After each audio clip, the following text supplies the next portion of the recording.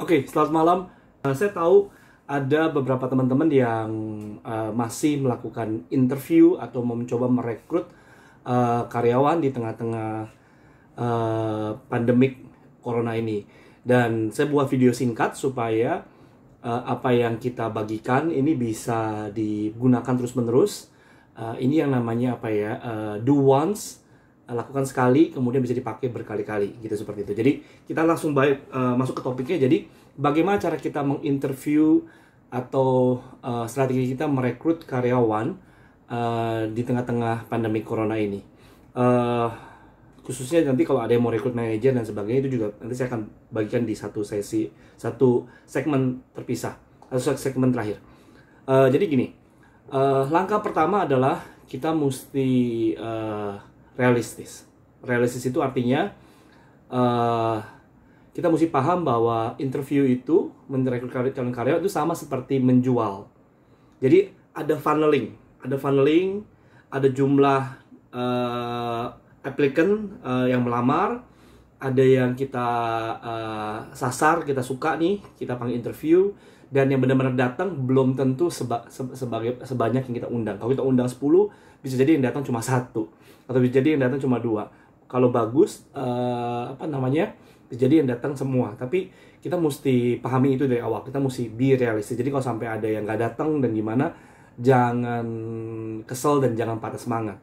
Lakukan terus, karena nanti teman-teman akan ketemu yang namanya kartu asnya, yaitu karyawan-karyawan yang memang jempolan. Nah, yang kedua adalah se-urgent apapun teman-teman ingin merekrut, jangan sampai kita mengorbankan tarik ulur saat rekrutmen. Jadi jangan sampai kalau kita bagusnya bisa merekrut orang itu melalui 2 atau 3 fase interview, kemudian kita bablas jadi cuma 1 fase interview, nanti teman-teman akan rugi. Bapak Ibu akan merasakan ruginya. Kenapa? Karena nanti orang yang membeli karyawan dengan tergesa-gesa, nanti akhirnya membeli dengan emosi bukan dengan logika. Ya, beberapa teman-teman klien yang lain itu pernah ngalamin seperti itu. Yang akhirnya merekrut, masuk, kemudian nyesel banget. Dan waktu mau keluarin nggak tega, dan sebagainya. Jadi akhirnya ribet, panjang. Jadi yang kedua adalah bahwa kalau memang harus 2 tahapan interview, 3 tahapan interview, ya lakukan seperti biasa. Cuma memang harus dilakukan sekarang mungkin via telepon, atau kalau bisa datang ya syukur, atau mungkin pakai video call. Nah, saya punya 2 segmen lagi. Segmen yang pertama adalah prinsip interview atau rekrutmen yang paling basic. Kemudian kita ngomong masalah interview calon manajer. Nah, interview yang paling basic adalah teman-teman menggunakan kerangka yang mungkin teman-teman udah sering dengar, kecuali klien baru, yaitu body, mind, heart, spirit. Saya ulangi, body, mind, heart, sama spirit. Nah, ini saya nggak bisa ngedit karena ini video ini mendadak saya buat tanggal 21 April jam 20.40 malam ini. Jadi body, mind, heart, dan spirit. Dan kalau teman-teman merekrut untuk staff-staff biasa, mungkin cuma perlu pikirin body sama mind. Kalau pilih yang udah mulai top management atau yang senior management, mungkin pilih yang ini juga perlu diperhatikan, yaitu heart sama spirit. Nah, tapi gimana, Coach? Maksudnya apa? Body itu bicara masalah interview, bertanya secara jelas mengenai kemampuan yang bersangkutan untuk bisa disiplin waktu dan juga sehat. Karena ini 2 hal ini penting. Kalau dia sepinter apapun dia, tapi dia nggak bisa disiplin waktu, misalkan untuk interview pertama udah telat, seperti itu,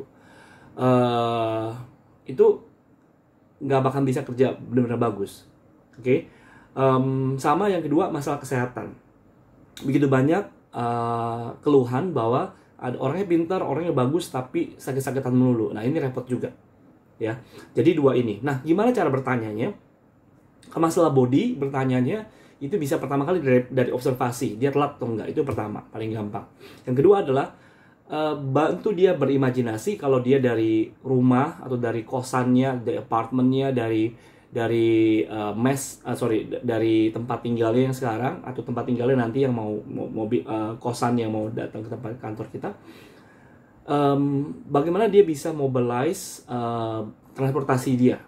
Misalkan saya bertanya, kamu tinggal di mana? Dari Kalideres. Oke, sekarang Kalideres mau ke Senayan. Jam kerja saya adalah jam 8.30. Kamu mesti berangkat jam berapa? Nah, kita bisa lihat jawabannya di situ. Dan puji Tuhan sekarang kan kita ada Google Maps ya, jadi kita bisa prediksi apakah omongan dia masuk akal. Seperti itu. Itu yang pertama. Yang kedua adalah ngomong masalah kesehatan. Tanyain dia mengenai apakah ada riwayat kesehatan yang perlu kami tahu supaya kita bisa menyesuaikan beban kerja. Ngomongnya begitu aja, ya, supaya nanti dia tahu bahwa kita seolah-olah di pihak dia, dan kemudian dia bisa ngomong secara jujur, dan akhirnya kita bisa tahu. Kalau dia misalnya tiba-tiba, saya kalau dibentak dikit langsung nangis, saya dibentak dikit langsung ayan, ya Bapak Ibu mesti tahu itu mau direkrut atau enggak. Itu poinnya. Terkait dengan body, perhatikan juga kalau dia cuma tinggal sendirian atau tinggal berdua dengan orang tua. Misalkan dia hanya tinggal berdua sama ibunya dan ibunya sakit-sakitan, atau dia tinggal berdua sama bapaknya dan bapaknya sakit-sakitan, atau dia tinggal sama kerabat keluarga yang lain satu orang atau gimana dan sakit-sakitan. Ini hati-hati juga, ya, karena nanti itu bisa jadi duri dalam daging, ya, nggak bisa masuk. Kenapa? Karena ibunya sakit parah atau ibunya tiba-tiba masuk rumah sakit dan kelabakan seperti itu, ya. Nah, Bapak Ibu yang merasa bahwa Coach kok nggak punya perasaannya, ini bukan masalah perasaan, ini masalah being real sama logis seperti itu, ya. Oke, karena kita bukan berhadapan dengan satu orang kandidat. Jangan sampai gara-gara kita kasihan sama kandidat ini, kemudian kita tidak membantu kandidat lain yang di luar karena kita udah keburu kasihan sama yang di sini. Padahal yang ini bagus dan ini juga membutuhkan bantuan kita. Nah, itu yang mesti dipikirin. Oke, jadi yang pertama adalah body. Yang kedua adalah mind. Nah, mind ini saran saya adalah jangan cepet-cepet di interview di tahapan yang pertama. Kalau bisa di tahapan kedua. Ya, misalkan contoh nanti mind itu bicara masalah cara kerja dia. Jadi kalau saya mengenai mind, saya akan bicara masalah cara kerja, kecerdasan, dan skill yang memang dibutuhkan. Misalkan cara kerja artinya apa? Kita bertanya hal-hal mengenai pengalaman kerja di masa lalu. Kita lihat alasan-alasan kenapa dia keluar dan sebagainya. Kita tanya seperti itu hal biasa, ya. Yang kedua adalah kecerdasan. Kecerdasan ini harapan saya Bapak Ibu gimana pun juga percayalah sama saya. Kalau punya psikotes, intelligence test gitu ya, tes kecerdasan silahkan dipakai, atau gunakan tes matematika sederhana. Bikin 10 soal, 20 soal, kasih, dan lihat seberapa cepat dia dan seberapa bagus dia berpikir. Karena matematika buat saya adalah simbol bagaimana orang bisa berpikir logis dengan cepat. Ya, itu yang kedua. Yang ketiga terkait mind adalah bikin soal-soal atau bikin tes-tes, ujian-ujian yang terkait dengan mind-nya. Misalkan contoh kalau dia mau berjualan, ya kita coba suruh dia berjualan. Kita lihat bagaimana dia menghadapi penolakan dan sebagainya. Kalau dia mau jadi admin, kita bikin soal-soal Excel dan sebagainya. Kalau dia mau jadi penagihan, kita role play cara dia menagih dan sebagainya. Dia mau delivery, kita pengen lihat seberapa cepat dia bisa packing barang dan sebagainya. Kurang lebih seperti itu. Oke, itu masalah mind. Jadi harapan saya yang pertama ini body sama mind ini diperhatikan. Oke. Nah, yang berikutnya adalah di interview berikutnya, bisa jadi interview yang kedua atau interview yang ketiga. Kalau Bapak Ibu body sama mind dijadiin satu interview, boleh aja. Kemudian interview yang kedua, tes masalah karakter dia. Oke, tes karakter dia. Jadi jangan langsung dibilang ini kayak bagus atau enggak atau gimana, enggak. Tes karakter dia dengan cara bahwa Bapak Ibu menguji atau menguji seberapa orang ini bergeming kalau kita meragukan dia. Jadi karakter itu paling gampang dites kalau orang itu dibikin marah, atau kalau orang itu dibikin sangat-sangat nyaman sehingga dia jadi lupa diri dan ngomong bebas gitu sebagainya. Nanti kita ngobrolin lebih jauh. Sama yang terakhir, jadi body, mind, heart, dan spirit. Dan spirit itu bicara masalah, itu mungkin interview yang terakhir kalau perlu, itu bicara masalah apakah dia bisa loyal sama perusahaan kita. Ya.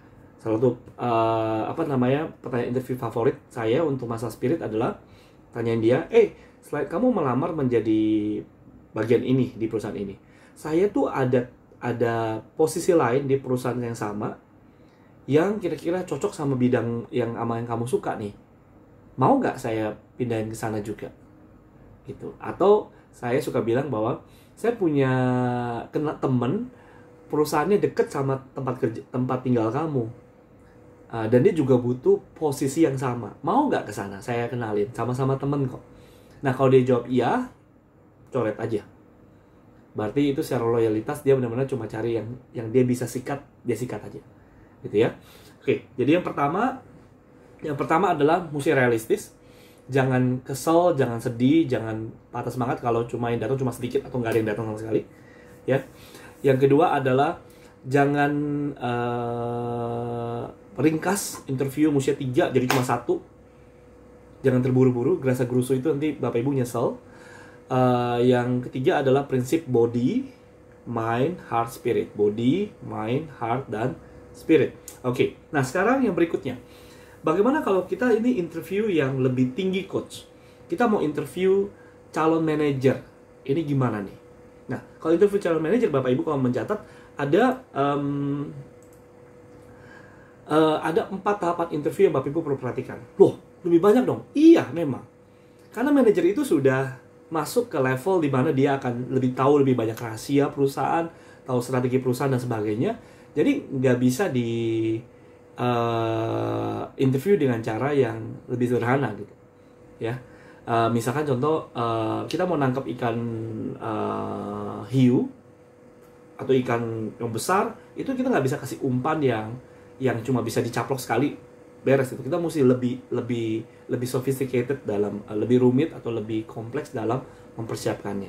Jadi ada 4 tahapan interview calon manajer. Ini saya dengan cepat aja. Mudah-mudahan 9 menit lagi saya bisa kelar. Yang pertama adalah screening interview. Kalau Bapak Ibu mencatat adalah screening interview. Yang kedua adalah chronological interview.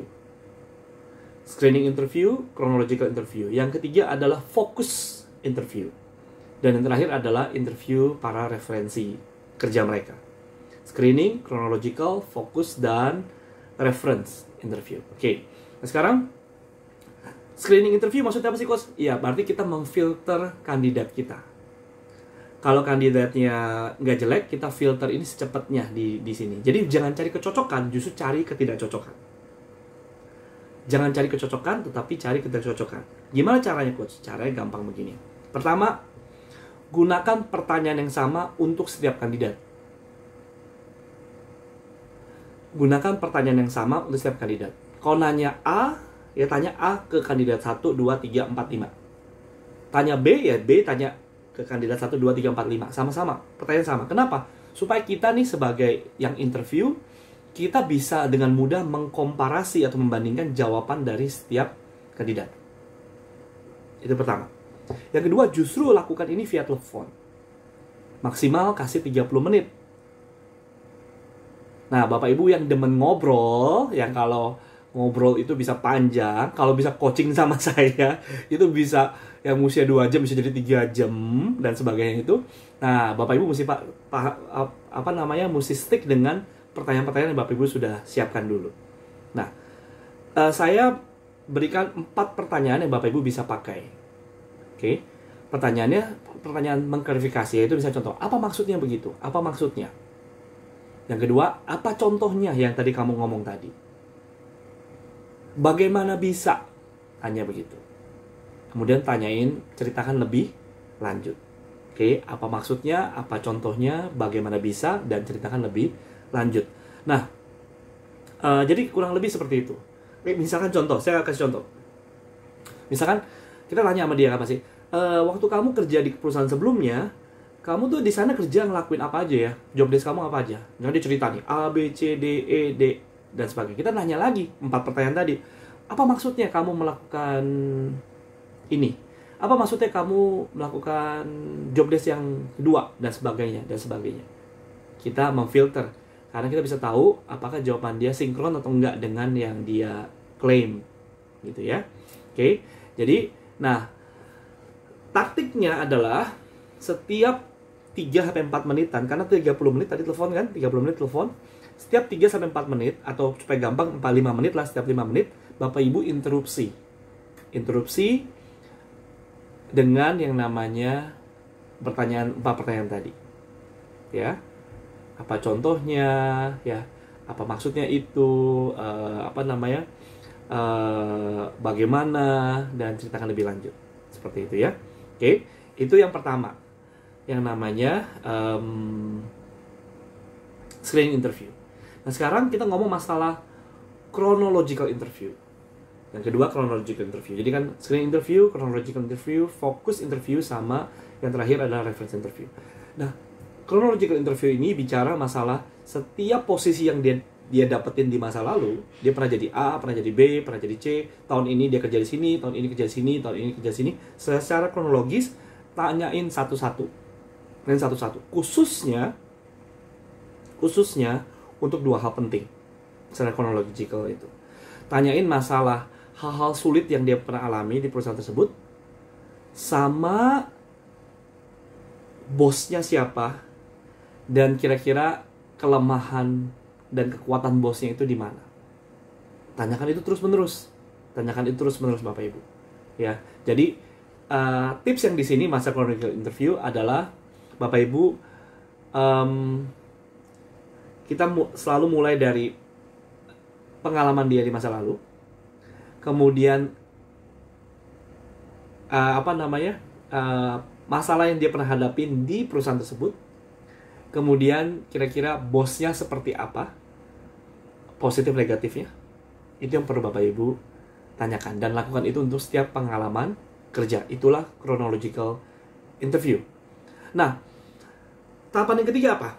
Focus interview. Jadi kalau Bapak Ibu yang screening interview ini dia udah lewat, berarti Bapak Ibu lihat cukup konsisten, berarti dia masuk ke chronological interview.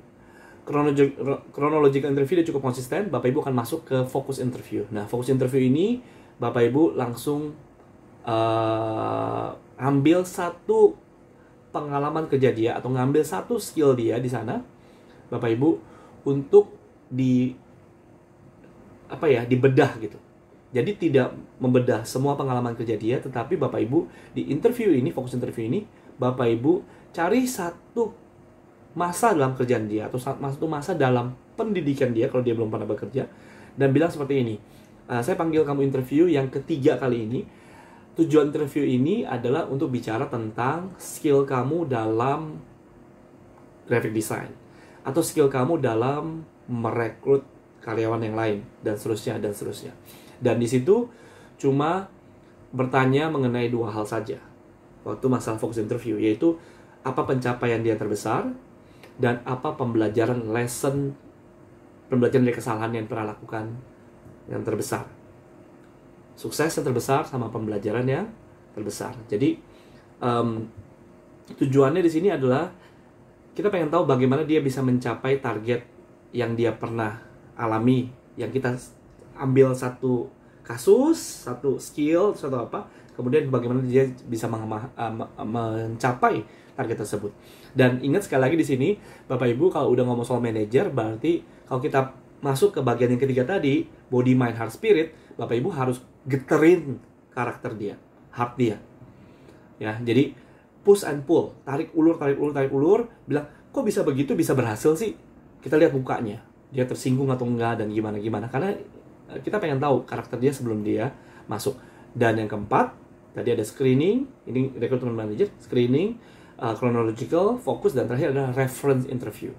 Menginterview perusahaan yang sebelumnya itu sangat-sangat penting. Sangat-sangat penting. Ya, jangan diabaikan kalau mau rekrut manager.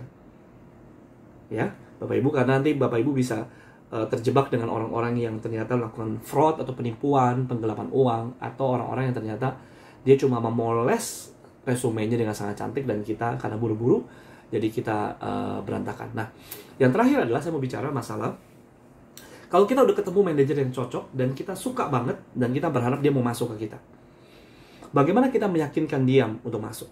Nah, Bapak Ibu, untuk meyakinkan orang untuk masuk ini macam-macam nih, untuk macam-macam.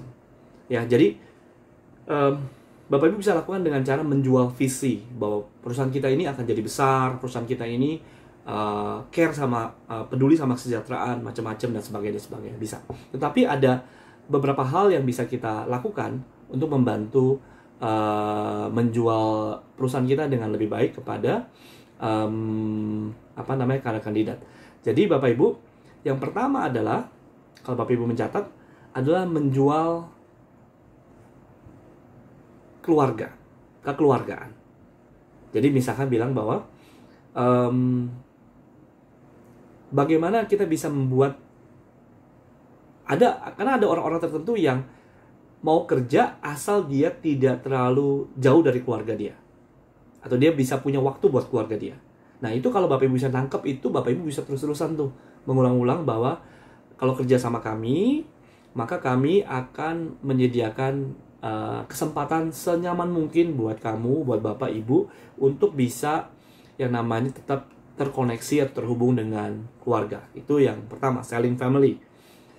Untuk meyakinkan yang kedua, caranya yang lain adalah selling freedom. Nah ini khususnya kalau ketemu kandidat-kandidat yang profilnya I gitu ya, yang nggak terlalu suka aturan dan pengen kreatif ya. Bapak Ibu bilang bahwa ya janjikan di sini bahwa nanti kalau kamu kerja di sini, maka kamu akan punya otonomi untuk mengambil keputusan di area tanggung jawab kamu ini.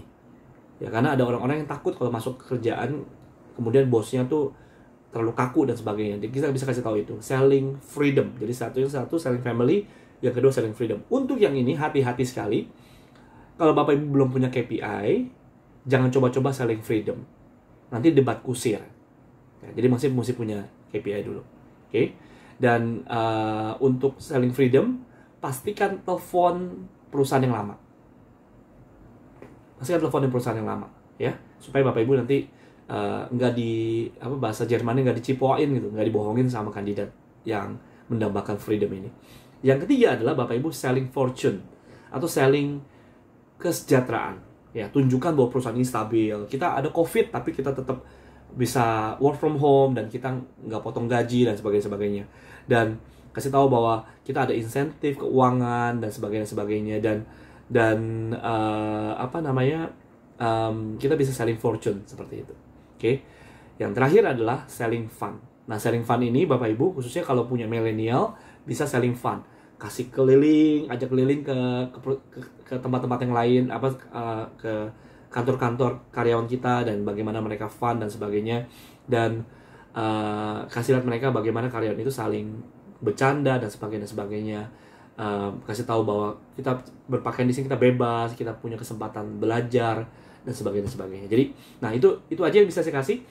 Dan sampai jumpa di webinar hari Minggu ini. Kita bicara masalah DISC, bagaimana berbicara pada teman-teman BEM Profil DISC, bagaimana contoh memberi pengumuman, bagaimana contoh memberikan berkomunikasi dengan mereka dan sebagainya. Dan tadi saya juga akan mencanangkan bahwa kita mungkin akan ada training teamwork buat para tim kita. Dan ini mungkin dilakukan jam kerja, tapi nanti saya coba godok dulu. Kemudian nanti saya akan kabarin Bapak Ibu melalui WhatsApp atau melalui email. Itu aja.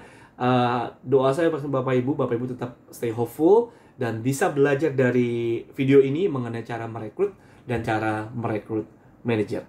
Itu aja ya. Always remember, everybody wins when a leader gets better. Selamat malam. Bye-bye.